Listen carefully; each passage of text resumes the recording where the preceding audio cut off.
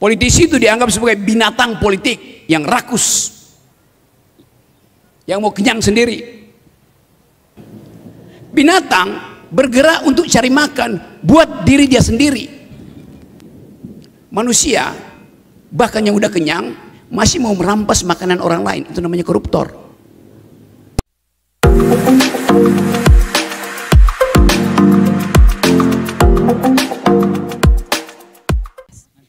Baik, Amolongo, Nimau Witimi, Saipa. Assalamualaikum warahmatullahi wabarakatuh. Shalom, salam sejahtera untuk kita semua.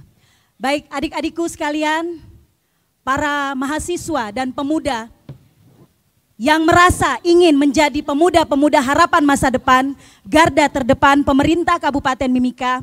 Ini merupakan hari yang sangat berbahagia buat kita semua, karena ini seperti mimpi yang menjadi kenyataan.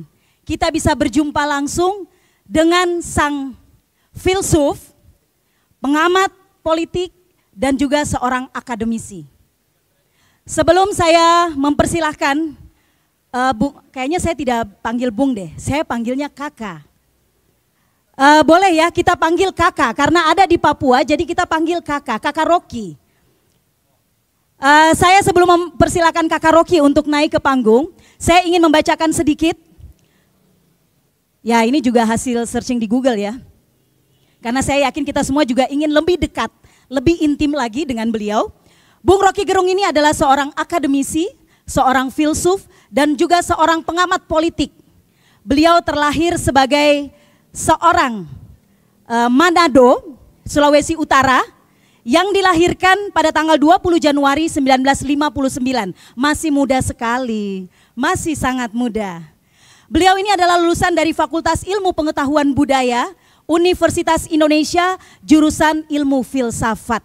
Ini ilmu filsafat nih, orangnya biasanya berat-berat. Otaknya berat ini, entah berat ke kiri atau berat ke kanan ini.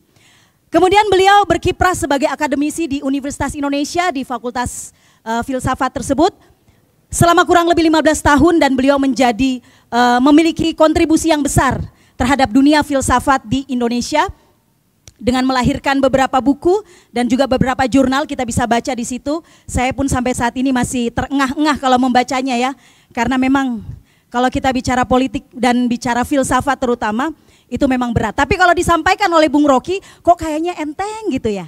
Kayaknya ringan-ringan aja, padahal tidak juga ya. Baik, untuk mempersingkat waktu, kita sambut bersama Kakak Rocky Gerung.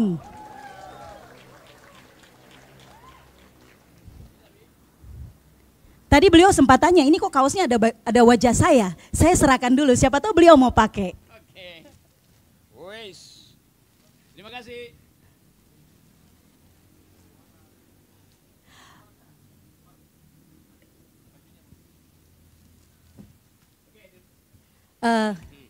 Silakan saya nyalakan dulu. Oke, jadi adik-adik peserta semua, saya mau sampaikan dulu. Setiap hal pasti ada rule-nya ya. Jadi kita akan berikan kesempatan kepada Kakak Rocky untuk menyampaikan kuliah umum atau general studium kurang lebih selama 30 menit. Kemudian selama 1 jam ke depan kita akan berdiskusi dan bertanya jawab, yang akan dipandu atau diatur oleh saya sendiri. Oke, kita berikan kesempatan untuk beliau menyampaikan kuliah umumnya. Oke, terima kasih. Itu lagu tadi itu membuat kita semangat. Apa namanya lagunya tadi? Entah apa namanya. Rocky Gerung bersama, kita tunggu kopi. Oke. Ada hal yang menarik. Saya harus memberi kuliah umum itu. Dan tradisi kuliah umum memang dimaksudkan untuk memperlebar perspektif dan memperdalam persoalan. Tentu teman-teman semua dapat kuliah Fakultas Hukum, Fakultas Ekonomi, Sejarah, macam-macam bahasa tuh. Sekarang saya mesti kasih kuliah yang harus menggabungkan seluruh soal itu. Karena politik itu adalah urusan semua hal tuh.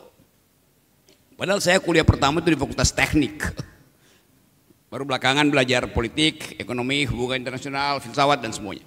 Tapi hal yang paling mendasar adalah setiap kita mengambil keputusan, di belakang kita ada perintah politik yang tak terlihat. Itu hal yang paling mendasar. Setiap kita membuat perencanaan, di belakang kita bergerak semacam perintah politik yang tidak kita sadari. Jadi seringkali di dalam ketidaksadaran itu kita mengambil keputusan tanpa melakukan evaluasi. Namanya hegemoni. Jadi politik itu menghegemoni kita sehingga tanpa sadar kita terseret di dalam arus besar politik yang dibenci oleh generasi muda itu. Sebetulnya yang diolok-olok oleh milenial adalah politik yang tidak dievaluasi. Nah, kesalahan kita dari awal adalah kita tidak mengajukan politik sebagai pikiran, kita ajukan politik sebagai doktrin. Di situ masalah pertama. Doktrin itu tidak memerlukan evaluasi, dipaksakan, diselundupkan, disisipkan, disusupkan di dalam kehidupan kita. Ilmu politik adalah ilmu yang paling rumit karena dia mesti memahami ilmu-ilmu yang lain. Jadi dari awal sebetulnya politik itu artinya kemampuan untuk mendistribusikan keadilan. Itu definisi politik. Jadi setiap kita terlibat di dalam upaya untuk meminta keadilan terbesar buat setiap orang. Nah, seorang politis yang bermutu dia mesti paham apa kebutuhan si E tidak yang berbeda dengan kebutuhan si C. Jadi rumit untuk menghasilkan kebijakan yang masuk akal dan berkeadilan. Dulu di abad-abad 15-16 politik itu disebut sebagai the highest of all sciences, yang tertinggi dari ilmu-ilmu. Karena tadi kemampuan untuk membaca pikiran manusia, kebutuhan manusia, tidak ada rumusnya. Kalau ilmu fisika ada rumusnya. Kalau saya bikin bangunan semacam ini, saya cuma memerlukan pengertian dasar tentang apa yang disebut tegangan, apa istilahnya dulu saya belajar tuh, S factor, safety factor. Kapan ini bisa rubuh, beban berapa daya tampungnya, sambil kita baca ini metalnya jenis apa, supaya saya bisa hitung metal fatiknya, kelelahan metal itu bisa menopang angin sekencang apa. Gampang. Setiap orang yang paham tentang metal fatik, S faktor, mampu untuk menyusun kerangka ini. Rumusnya sama. Kalau saya mau supaya bangunan itu minimal tiangnya, saya mesti pakai konstruksi yang ada di depan saya ini, yang berbentuk kubah gitu. Karena saya tahu bahwa bentuk kubah itu sendiri sudah mampu untuk menahan berat beban di atas dia tuh. Kalau saya mau punya banyak tiang, maka saya mesti bikin atap yang rata. Atap yang rata itu bebannya mesti dibagi di antara tiang. Karena hanya tiang yang mampu menahan atap. Tetapi kalau atapnya lengkungan, lengkungannya sendiri udah berfungsi untuk menahan. Gampang tuh teorinya tuh. Tapi mendistribusikan keadilan itu butuh otak yang rumit. Karena kepentingan Mimika bisa beda dengan kepentingan Jayapura. Jayapura pasti beda dengan Jakarta. Jakarta pasti beda dengan Aceh. Jadi di situ kita mulai melihat bahwa politik itu adalah urusan semua hal. Itu poin pertama. Sekarang yang kedua, mengapa anak muda benci pada politik? Karena dianggap politik adalah praktek kebinatangan. Politisi itu dianggap sebagai binatang politik yang rakus, yang mau kenyang sendiri. Kata binatang politik sebetulnya terjemahan yang keliru dari pengertian political animal. Manusia adalah binatang yang berpolitik, bukan binatang politik. Manusia adalah binatang karena kita lebih dekat dengan binatang daripada tumbuh-tumbuhan. Kita lebih dekat dengan binatang daripada tumbuh-tumbuhan, lebih dekat dengan batu. Kan kita tahu taksonominya kan? Kita satu genus dengan binatang, yaitu bergerak, bereaksi, bermetabolisme, mengkonsumsi oksigen. Tumbuh-tumbuhan lakukan hal yang sama, kecuali dia nggak bisa bergerak. Dia stabil, tertanam di tanah karena ada akarnya tuh. Manusia dan binatang tidak ada akar, karena itu dia mampu bergerak. Jadi pembeda binatang dan manusia adalah bukan bergerak, sama-sama kita bergerak. Binatang bergerak untuk cari makan buat diri dia sendiri. Manusia bahkan yang udah kenyang masih mau merampas makanan orang lain, itu namanya koruptor. Jadi tidak mungkin manusia menjadi binatang. Manusia bisa menjadi melebihi binatang atau di bawah binatang. Cuman itu dilemanya. Kalau manusia jadi binatang, dia betul-betul tidak mampu untuk menghidupi dirinya sendiri, karena dia memerlukan orang lain. Kalau manusia ada di bawah binatang, artinya dia berlaku melampaui status dia sebagai makhluk. Artinya dia turun dari binatang lalu jadi benda.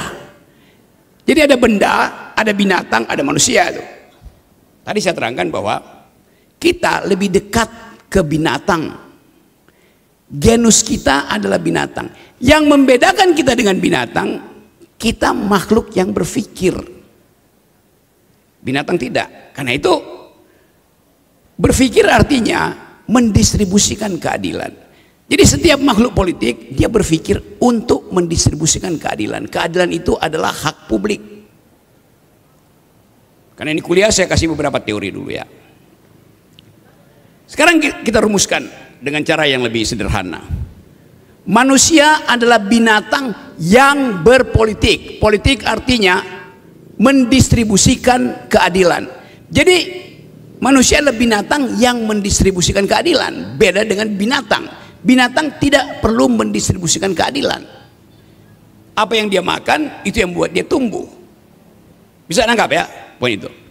Jadi kalau kita disebut sebagai manusia adalah binatang politik, itu salah. Yang benar manusia adalah binatang yang berpolitik. Binatang tidak berpolitik, manusia berpolitik. Bahasa Inggrisnya manusia adalah political animal. Terjemahan dari political animal adalah binatang yang berpolitik, karena animal itu kata sifat. Political itu kata sifat. Jadi sekali lagi membereskan terjemahan itu butuh kemampuan akademis. Nah banyak dosen yang nggak mau terjemahan itu karena mungkin dia nggak mengerti. Asal usul politik dari sejak zaman Yunani dimaksudkan untuk memelihara keadilan sosial. Jadi kata politik sama dengan kata justice, keadilan. Nah kita muak pada politik karena politik tidak menghasilkan keadilan. Jadi saya bisa bayangkan kemarahan milenial terhadap politik terjadi karena esensi politik tidak dikenali. Yang dipraktekkan dalam politik hari-hari ini di banyak daerah adalah menginginkan tiadanya kesempatan untuk bertengkar. Politik dasarnya adalah pertengkaran. Bertengkar secara argumentatif. Itu dasarnya. Kita lanjutkan kuliah ini. Untuk menghasilkan keadilan harus ada yang bisa dibagi. Kemampuan untuk menghasilkan keadilan setara dengan kemampuan untuk mengumpulkan kekayaan. Tapi apa yang kalian ambil, apa yang diambil oleh seseorang dari alam harus bersifat cukup untuk dia sisakan untuk orang lain. Itu namanya etika politik.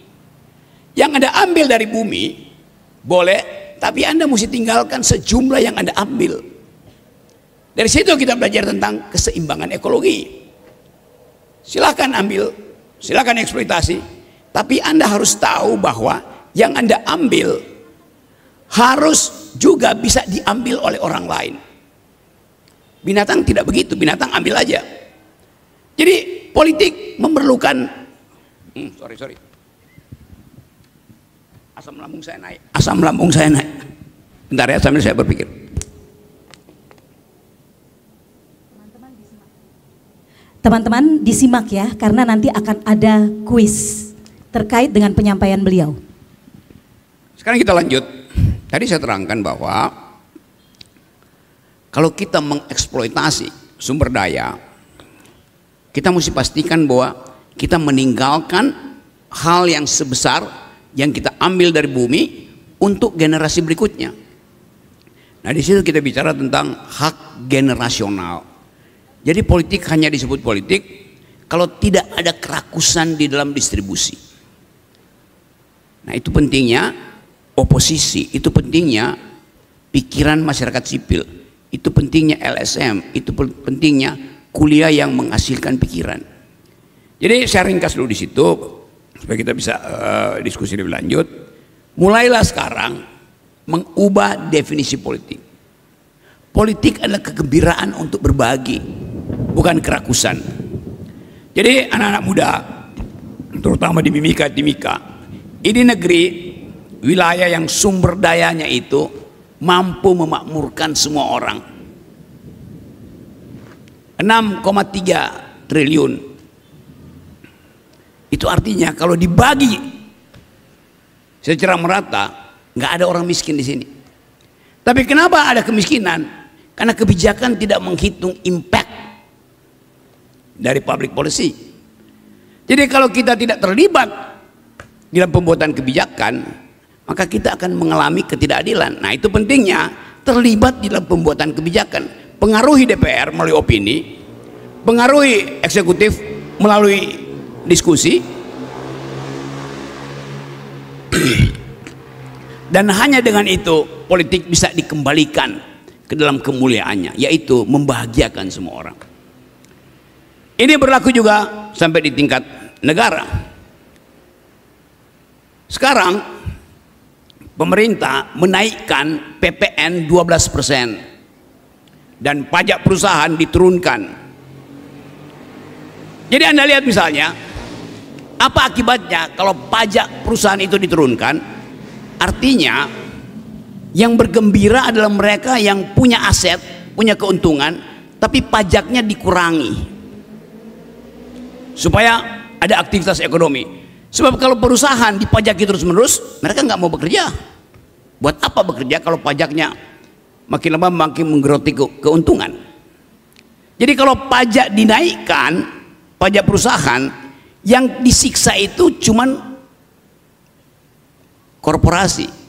Tapi kalau pajak PPN, pajak pertambahan nilai yang dinaikkan, yang kena kita semua tuh. Pajak 12% berlaku untuk mahasiswa Jawa yang kos di Mimika, mahasiswa Manado yang tinggal di Mimika, dan pengusaha besar yang ada di korporasi sini. Jadi bebannya dibikin sama. Nah, yang paling menderita adalah mereka yang penghasilnya kurang. Itu satu contoh kalau kebijakan itu tidak dievaluasi oleh politik. Jadi tugas dari milenial adalah mengevaluasi kebijakan publik, memastikan bahwa ada sesuatu yang salah dalam ukuran-ukuran publik. Saya kasih contoh kecil-kecil. Kalau kalian lihat apa yang disebut angka kesenjangan. Angka kesenjangan di dalam ilmu ekonomi biasanya dirumuskan melalui apa yang disebut Gini rasio, indeks Gini.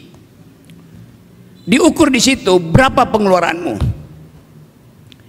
Sekarang Gini rasio Indonesia itu 0,31. Itu mendekati, ya tidak terlalu timpang antara orang kaya dan orang miskin. Tapi justru di situ disembunyikan persoalan politik. Coba kita ulas pelan-pelan. Seandainya ada petugas BPS datang di ruangan ini, dia tanya pada saya, Pak Rocky, pengeluaran Pak Rocky sehari berapa rupiah? Saya bilang saya mengeluarkan setiap hari 10.000 rupiah. Buat apa Pak Rocky? Ya buat makan buah, makan pisang. Kenapa? Ya saya cuma makan buah dan pisang setiap hari. Kenapa? Di dalam buah dan pisang ada protein, ada karbohidrat, ada cairan, cukup buat saya. Oke, dia catat Rocky Gerung hanya mengeluarkan 10.000 rupiah per hari. Di bandara dia ketemu dengan seorang pengusaha dari Jawa. lagi eksploitasi nikel atau emas di Mimika. Bertanyalah si petugas BPS, "Bapak atau kakak, berapa pengeluaran kakak setiap hari?" 10.000. "Oh, kakak cuma keluarin 10.000, tapi kakak punya private jet." "Iya, karena saya diminta dokter hanya minum vitamin, saya banyak penyakit." Dia cuma mengeluarkan 10.000, sama dengan saya. Dia tiba di pasar Timika, bertemu dengan seorang mahasiswa. Petugasnya tanya, "Dinda, berapa pengeluaranmu sehari?" Kata si mahasiswa, 10.000 pak. Dicatat 10.000. Kenapa? Karena saya pagi-pagi makan 5.000 rupiah, terus 5.000 rupiah lagi nanti saya jawab. Jadi keluar di dalam headline, di Timika tidak ada kesenjangan ekonomi dan politik karena setiap orang hanya mengeluarkan 10.000 rupiah.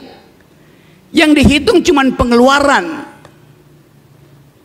Anak yang tadi mahasiswa dan saya dua-duanya mengeluarkan 10.000. Saya beralasan mengeluarkan 10.000 untuk kesehatan. Pengusaha tadi mengeluarkan 10.000 karena perintah dokter, dia banyak penyakit. Mahasiswa tadi dia mengeluarkan 10.000 karena dia makan pagi 5.000 dan tidak akan makan siang dan makan malam. 5.000 itu dia pakai buat beli promah untuk nahan rasa sakit lambungnya tuh.